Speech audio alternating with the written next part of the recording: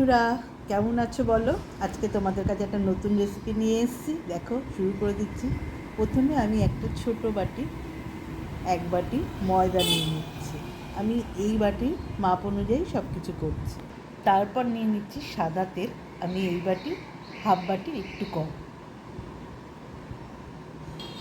এবার আর লাগছে এই দুটো ডিমটা ফাটিয়ে নেব।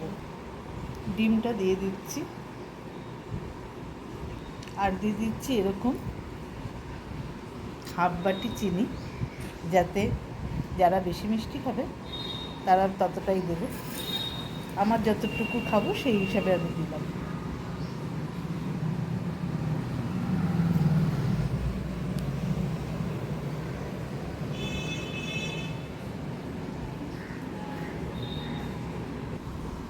আর দিয়ে দিচ্ছি হাফ চামচ বেকিং পাউডার, আর দিয়ে দিচ্ছি অল্প বেকিং সোডা। এগুলো খুব ভালো করে মিক্স করব। দেখুন বন্ধুরা, এইভাবে মিক্স করছি। এটা আরও মিক্স করব, করতে করতে একটা ব্যাটারের টেক্সচার আসবে আর একটা এক্সট্রা অয়েল দেখা যাবে। এবার একটা আম নিয়ে নিচ্ছি। আমটাকে ভালো করে ছুলে এটাকে পুরো আমের জুস বা কাইটাকে বার করে নেব। দেখুন, আমটাকে এইভাবে পুরো বার করে নিয়েছি, খোসা আর আটিটা বাদ দিয়ে। আর সেটা হচ্ছে, যদি কোনো আঁশ থাকে সেটাকে ভালো করে ছাঁকনি দিয়ে ছেঁকে নেবেন। আমি করে নিয়েছি। এবার একটু ভালো করে এটা মিক্স করে আমি এটা ব্যাটারের মধ্যে ঢেলে দেবো। একটা স্মুথ, আমটা দেখুন স্মুথ একটা টেক্সচার এসছে, কোনো আঁশ নেই আমটার মধ্যে। চলি, এবার এটার মধ্যে ঢেলে দেব। এটা দেওয়াতে আমার আর ভ্যানিলা এসেন্স লাগছে না, এটার গন্ধতেই এটা বেশি ভালো লাগবে। এবার এটা ভালো করে মিক্স করে নেব, একদম যেন আমটা পুরো ব্যাটারের সঙ্গে মিক্স হয়ে যায়। দেখুন বন্ধুরা, একদম পুরো মিক্স হয়ে গেছে। আর যেটা বলেছিলাম একটা এক্সট্রা অয়েল ভাসছে, দেখেছেন একটা তৈলাক্ত ভাব লাগছে ব্যাটারটার মধ্যে, এটাই বলছিলাম। একদম স্মুথ হয়েছে, একদম খুব পাতলাও হবে না, আবার খুব মোটাও হবে না। জিনিসটা, চিনিটা যখন গলে যাবে সম্পূর্ণ, ব্যাটারটা এরকম মিলে গেলে এরকম স্ট্রাকচার হবে।